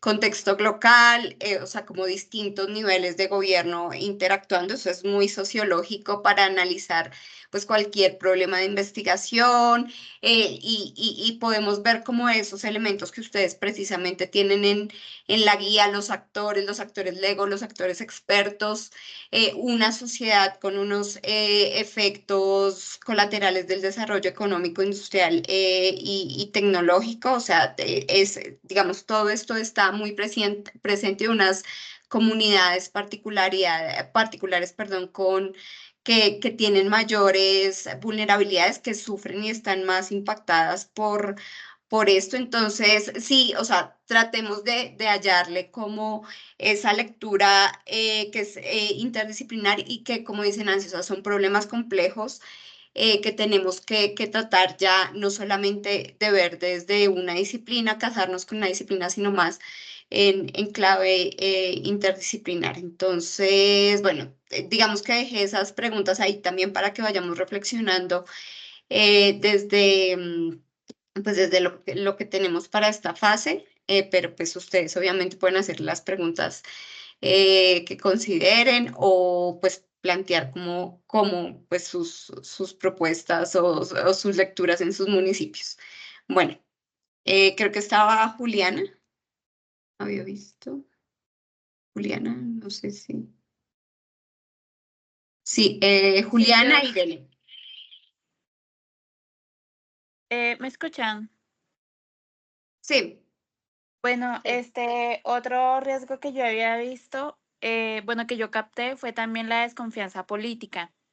Y pues para mí eso fue como muy importante porque, ok, uno como grupos, como comunidades, vemos que de pronto las cosas no están saliendo políticamente y económicamente por las organizaciones y pues el tema del desarrollo pues para el municipio que ellos tienen la responsabilidad de hacerlo, entonces como comunidades uno se organiza. Pero entonces al ver que de pronto las comunidades se están dando cuenta que por más acciones que hagan no se están dando como resultados o haya movimientos sobre estas problemáticas y cómo solucionarlas, pues entonces esa desconfianza política crece y lo que no permite pues como esa participación ciudadana que fue los dos puntos que yo puse ahí en el no sé qué, no me recuerdo el nombre de la página. Y pues entonces está eso, o sea, si no hay participación ciudadana, pues entonces no hay un progreso pues social y económico y político también.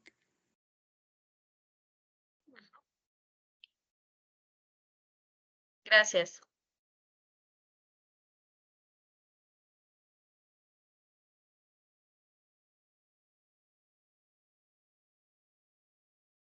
Irene. ¿Sí se Profes, escucha? muchas gracias. Muy interesante la actividad, nos ayuda muchísimo. Yo siempre he dicho, estas actividades, agradezco mucho a la profe por la manera ahora de, digamos, de estos espacios tan bonitos, porque nos permite aterrizarlos a esta realidad que vivimos y nos permite como apropiar mucho más esos conceptos y no voy a cansar de repetirlo y me parece muy interesante, porque nos permite apropiarlos a este contexto real que estamos viviendo. Entonces, digamos, algo que era de pronto tan complejo de comprenderlo, termina siendo como, bueno, no siendo que no es importante hablarlo desde la parte teórica y demasiado conceptual, ¿cierto? Sino que lo podamos aterrizar a la realidad. Entonces, además, la actividad como tal, lo del tema que me llamó muchísimo la atención, además porque Julio también indicó, digamos, como que de la ordenación del territorio en torno al lago. Sí, de pronto no, que los campesinos afectan, no, yo sí no lo veo tan así, porque es que la ordenación, por ejemplo, los usos del suelo, no sé, una finca o unas personas, los campesinos, cuando hablamos de campesinos, pues digamos las fracciones de esos terrenos pues son pequeñitos. Entonces, realmente la persona o el propietario, pequeño productor, entiende además que si cuida el agua, pues puede acceder, la tiene para poder regar sus cultivos y todo lo demás. Entonces, yo creo que no necesariamente que la institucionalidad no llegue o que no se conozca que hay que proteger las zonas, las franjas de protección hídrica, que no es que no se conozcan, lo que pasa es que en algunas oportunidades, pues eso es lo que les tocó a ellos efectivamente y lo cuidan, pero a una manera distinta, lo perciben de una manera diferente. No necesariamente es como acabar y acabar con el medio ambiente ni a talar, sino que esto es lo que le dejaron los grandes productores, esto es lo que les quedó esa franjita de terreno, que fue lo que le quedó de esa ordenación del territorio, que en el fondo las políticas públicas, sí, claritas, dice la ley 2811, todo eso es decreto único reglamentario y termina siendo como una discriminación y una desagregación social, porque es que la gente, digamos, los que más sufren son las poblaciones vulnerables, digamos, los que no tienen esa representatividad ya sea política, económica, son los que más se ven afectados y realmente es hacia donde el enfoque como tal, como no hay esa representatividad, no sé, de pronto la acción participativa, ya sea de los presidentes de junta o de alguien que esté, digamos, que tome esa vocería, muchas veces se ve cooptada porque por otras fuerzas también lo mismo, que son mucho mayores, que son económicas. Yo no me refiero al tema político, porque lo sabemos todos, pero es más como el beneficio. Las comunidades están afectadas, pero si el beneficio económico lo obtiene no sé, el mayor contratista del municipio, del pueblo, pues obviamente va a estar por encima siempre ese beneficio particular sobre el colectivo. Entonces, ¿cómo se puede, profe, desde la gobernanza colaborativa, que a mí me parece interesante, digamos, sí, es bonito, decir, pongámonos de acuerdo, viene el ministerio, viene alcaldía, gobernación y vienen comunidades afectadas, o los barrios, o donde no está el acceso en el caso de Duitama y Paipa, el acceso al recurso hídrico, o de pronto poco o nulo acceso a los servicios públicos. Pero ¿cómo realmente... ¿En qué momento? No cómo, porque yo pienso que las estrategias y las implementaciones están dadas. ¿Hasta dónde yo, como empresario, estoy dispuesto a ceder esa comodidad para que el que menos tiene o el que menos acceso y menos representatividad, pues también se vea beneficiado? Porque es que acá es un juego de poderes. Ya lo vuelvo y lo digo, no solamente políticos, sino también económicos y sociales, donde, por ejemplo, nadie quiere ceder ese terreno ganado. Entonces, el contratista de la empresa que se gana la licitación no sé, de la construcción de la línea del acueducto, pues entonces finalmente a veces dicen, no, eso aquí no hay representatividad de nadie y podemos hacer y deshacer desde el tema de la corrupción, que es lo que pues ahorita, digamos, es el lema de este gobierno, pero de acabarlo. Pero ¿cómo hacer que esa gobernanza participativa, sea mucho más, en qué momento, hasta dónde, digamos, se puede condicionar a que el grande permita que los beneficios particulares no estén sobre el bien colectivo? O sea, ¿hasta dónde? O sea, ¿cómo llegar hasta ese punto? Digamos que sería como una utopía y sería lo maravilloso, pero hasta dónde esa actividad que se propone desde la gobernanza colaborativa pues llega a ser efectiva. Esa es como, digamos, como mi crítica realmente, porque pues nosotros decimos sí, pero está seguro el otro, quiere cederlo, quiere realmente mejorar a través de un buen programa de gobierno, porque yo digo, las políticas públicas están ahí, se formuló y se encontró una necesidad con una población, pero hasta dónde no está, hasta dónde se puede desligar desde el tema moral, el que quiere beneficiarse económicamente, pero solito, él allá, sin interesarle a las comunidades. ¿Cómo se hace? Ahí, ¿cómo traspasar? ¿Cómo transgredir? ¿Cómo mejorar? ¿Cómo se puede controlar eso? Muchas gracias. Gracias, Irene.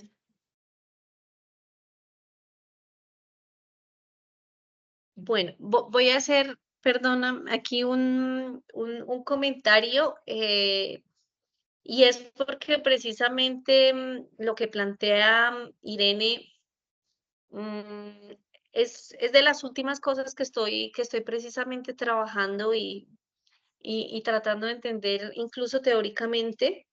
Desde el neoinstitucionalismo económico, ¿cierto? Si nosotros partimos del concepto de las instituciones y de los arreglos institucionales, vemos cómo existe unas reglas de juego formales, que serían las que pone el Estado, ¿sí? Y las que garantizarían, en teoría, el tema de la institucionalidad, pero que en la práctica no se dan. Entonces, entra en el juego el establecimiento de unas reglas informales, y esas reglas informales son las que nosotros vemos que operan en pues el desarrollo fundamental de la realidad y de las políticas. Entonces, esos arreglos institucionales informales, ¿sí? En donde se da prioridad a los intereses privados, ha generado a que, por ejemplo, hoy se hable de la mercantilización del recurso hídrico. En el caso, digamos que particular del problema o del tema que yo estoy trabajando. Entonces, sí, ese verdaderamente es uno de los puntos, digamos, que centrales y más difíciles. Y es porque en el moldeamiento del comportamiento humano, ¿sí? El punto crítico es la negociación. Y en esa negociación es que tanto yo estoy dispuesto a ceder.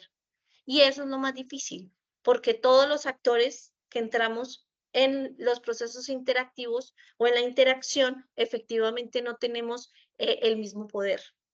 Y obviamente el que tiene más poder, que normalmente es quien tiene el poder económico, ¿sí? Se impone sobre los demás.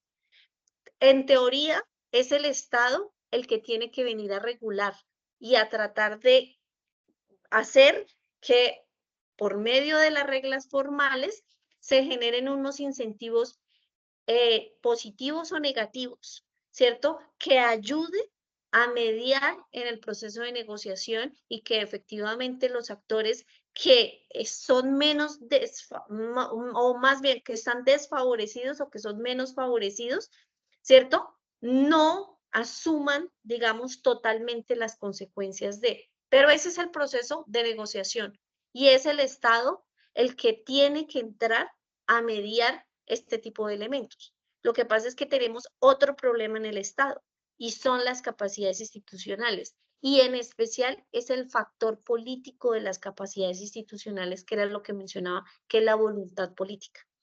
Entonces, esa voluntad política es la que de alguna manera está generando o convirtiéndose en una de las causas, ¿sí? Del daño y del fracaso de las políticas, porque las políticas puede ser que estén bien planteadas, pero en el proceso de negociación en donde el poder económico o los actores con poder económico se imponen sobre la colectividad, el Estado, que es el encargado de entrar a mediar y decir, oiga, usted bájese un poquito para que estos que están, ¿cierto? Que no son tan favorecidos, pues sí sigan abajo, pero no tanto, y que más o menos se dé medianamente un equilibrio o que se establezcan unas reglas de equidad, se pueda dar.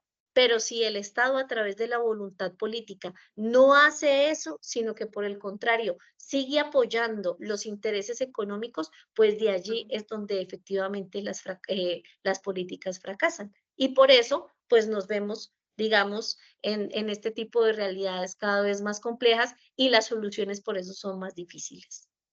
Ese es el punto del trabajo y tú digamos que has llegado como a ese. Entonces, sí necesitamos mejorar mucho y fortalecer las capacidades institucionales desde el tema técnico, burocrático, pero también desde el tema político, para que el Estado, uno, reconozca que necesita de otros actores, que solo no puede resolverlo, pero que al mismo tiempo también intenten, o más bien, entre como mediador, no solamente como decisor, sino como mediador, para tratar de garantizar los derechos de los menos favorecidos y se den en términos de equidad y no se deje como a la suerte que los arreglos institucionales respondan más a unas reglas informales y no a las reglas formales, que es desde las cuales se dan desde la institucionalidad de los gobiernos. No sé si más o menos ese es el punto y eso es lo que nos tiene pensando a todos. La solución por eso no es fácil y por eso tiene tantas complejidades, ¿no? Y de allí entonces que de acuerdo también a las realidades, ¿sí? A las realidades y a los contextos locales, entonces nos ayude como a poder de pronto entender por qué en algunos lados puede que funcione como en otros no, o que resulte más difícil, mejor dicho. Entonces, ese es el ejercicio con estos dos municipios. Vamos a ver si, y también en cada uno de los municipios de ustedes, puede ser que la realidad sea muy similar y se dé no solamente para un problema de esta naturaleza, sino para otros problemas. Entonces, ustedes pueden ver, pero ¿cómo este municipio sí pudo? ¿Sí? ¿Cómo aquí sí tuvo éxito esta política y en el mío no? ¿O cómo en el mío sí y en el otro no?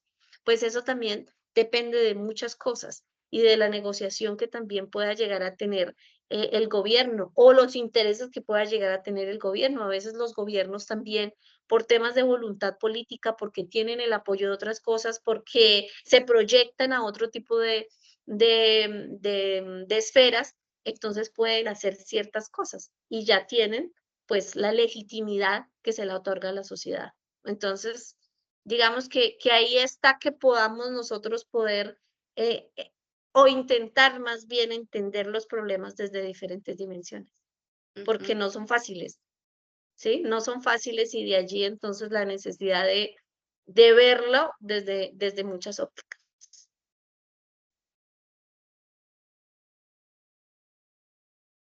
Bueno, muchas gracias. No sé si, bueno, está Julio y Irene, les pediría de pronto intervenciones muy concretas porque ya nos vamos pasando bastante el tiempo, habíamos dicho hasta 7:30. Entonces, les pediría intervenciones muy concretas y si quieres pasamos a revisar los resultados del mapa. No olviden, por favor, registrarse en el listado de asistencia para lo de los puntos adicionales. Les agradecería mucho. Bueno, entonces, bueno, Julio, gracias. por favor, muy concreto, Julio.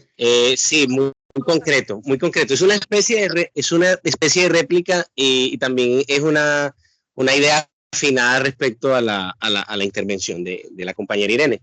Pues bueno, yo no esperaba ser despectivo pronto como los campesinos, sino como ser generalizado con el campesinado.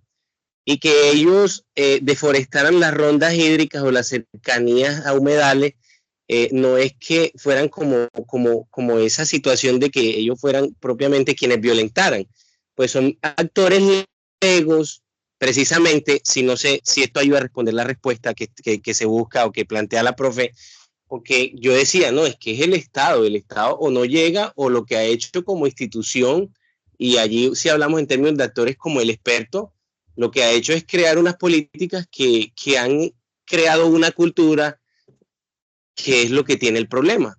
Por ejemplo, vamos concreto. Por allá en los 30 hay una cosa que se llama la ley 135 de 1900 algo y está la 200. Una es como el 36 y otra es como el 60. Son de esos presidentes López, Michelsen y Pumarejo y Michelsen.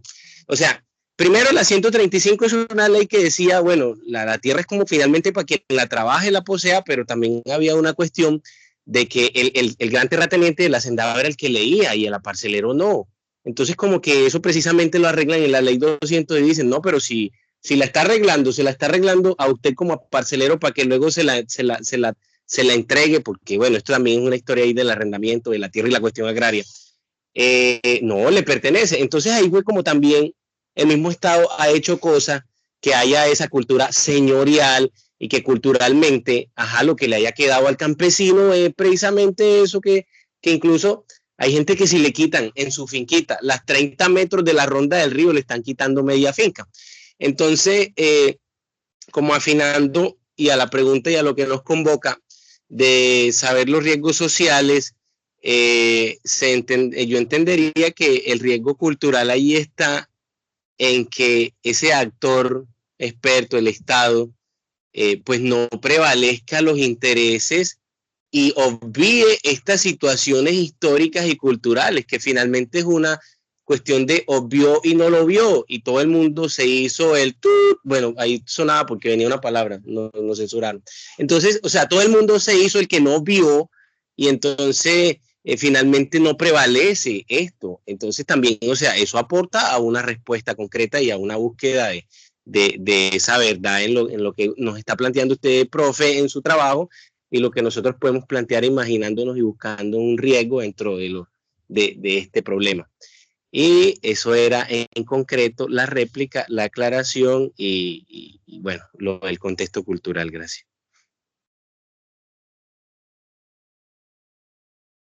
Gracias, Julio. Irene, por favor. Sí, profe, muchísimas gracias. Agradecerles además este espacio muy enriquecedor. Realmente nos da, en mi caso particular, lo digo por mí, de pronto como esa línea para aterrizar la actividad que igual ya llevamos varios días trabajando. Muchas gracias, además de muy interesante la actividad.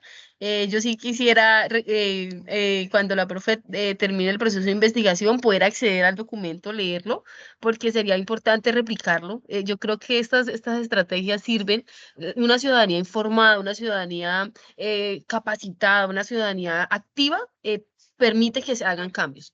Yo pienso que es la ciudadanía. Yo creo firmemente que si el dueño del predio sabe que hay que cuidar, porque si se usted tala y se queda sin agua, pues ¿cómo va a producir? Se le va a desertificar su tierra.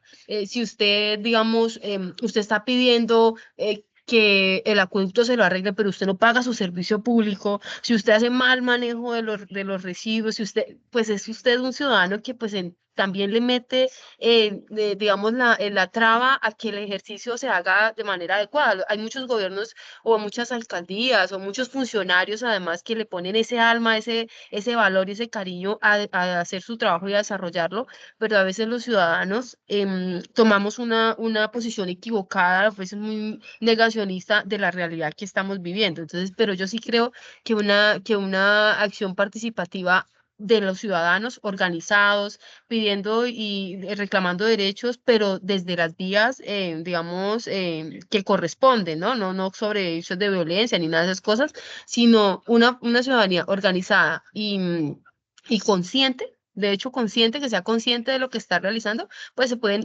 hacer cambios de fondo hasta en la política, porque obligamos a nuestros políticos a que las decisiones sean correctas, eso no es de mañana, pero sí sé que una ciudadanía, incluyéndonos a nosotros como futuros sociólogos y desde la academia, los profesionales, los que se estudian ciencias políticas, los que estudian biología, química, todos los profesionales, administración pública, pues que todos tengamos vamos a tener esa capacidad de, seguramente moral, de hacer bien las cosas. Y cuando se hacen bien las cosas, pues la ciudadanía y todos, pues habrá equidad social, yo pensaría eso, pero bueno, eso es un horizonte largo, pero pues obvio, yo soy muy positiva en ese sentido.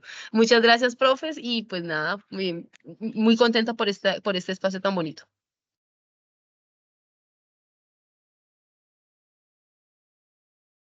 Gracias, Irene. Bueno, pues muchísimas gracias. Me siento muy contenta de saber que les ha generado muchas intrigas, muchas inquietudes, que les deja también como varios planteamientos y que les llaman la atención estos temas, ¿no? Y sí, desde el tema del agua que hoy nos convoca, que nos afecta a todos, como de todos los temas que nosotros podamos, desde los ejercicios que hagamos en la academia, como los ejercicios que hagamos en nuestra vida profesional, como los ejercicios que hagamos también en nuestra vida personal y familiar, siempre es muy importante, digamos, que podamos analizarlo de muchas maneras, ¿no? Que a veces nos quedamos solo con una mirada y es muy importante intentar analizarlo así y en especial siempre buscar una salida. Creo que eso también es algo muy importante, ¿no? Que siempre pensemos que hay una salida, que a veces no son fáciles, ¿sí? Y que el camino lo vemos como muy oscuro, pero siempre va a haber una salida. Entonces, pues para eso estamos y que no perdamos como el ánimo para poder hacerlo. Muchísimas gracias por la participación. 3 personitas escribieron no participación ciudadana, derechos básicos vulnerados y desconfianza política.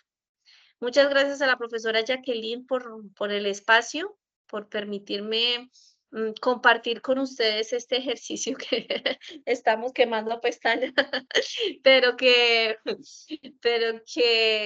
todo eso que han dicho no se imaginan de verdad lo valioso que es para mí, porque estoy tratando de entenderlo y digamos que estos años es precisamente para eso, para poder primero entender muy bien la problemática y luego atreverme a proponer algo que por supuesto que espero que pueda ser compartido y que sirva de algo también, que es lo que también uno espera, ¿no? Que no solamente nos quedemos como en la teoría, sino que podamos llevarlo a la práctica para que se pueda resolver o aportar por lo menos un granito de arena a las grandes problemáticas y cada vez más complejas que nos vienen afectando por nosotros y por nuestros hijos y demás. Muchísimas gracias por el espacio y bueno, yo quedo también súper abierta si necesitan algo y a seguir compartiendo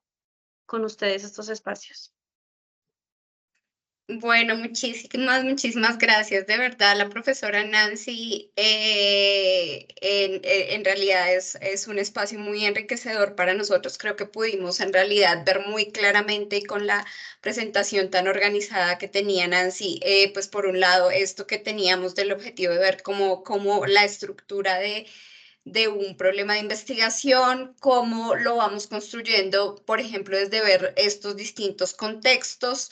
El contexto primero, pues geográfico, político, cultural, ya lo que más se acerca, digamos, al tema del agua, cómo vamos relacionando los conceptos en un espacio temporalmente y vamos conduciéndonos con unas categorías de investigación que nos permiten formular pues pregunta, objetivo e hipótesis. Entonces creo que esta estructura de la presentación fue clave como para que ustedes aclaren qué es eso del planteamiento del problema de investigación, cómo lo concretan y además con el plus de que también aquí tuvimos como el marco teórico que está trabajando la profesora Nancy.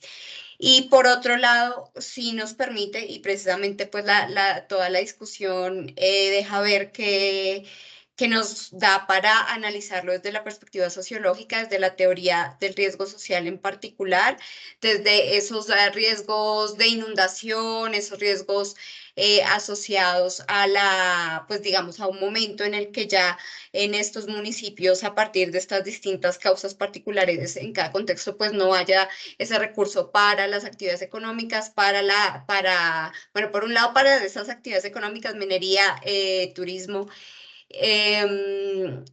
pero pues también para el sostenimiento como tal del municipio, de la población y sobre todo esa población que está por allá más alejada y que pues no tiene recursos, no está tal vez tan organizada, no es tal vez tan escuchada. Entonces ahí es donde, digamos, es muy importante que se le den las herramientas, pues también las que podamos dar desde la academia.